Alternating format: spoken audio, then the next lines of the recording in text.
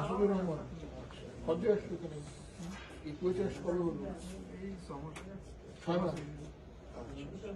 কি হলো কি এখানে? কাউকে বলে দেখি ঘটনা কি ঘটলো? আমরা যেখানে তো আসছিলাম না এখানে ইয়ে ছিল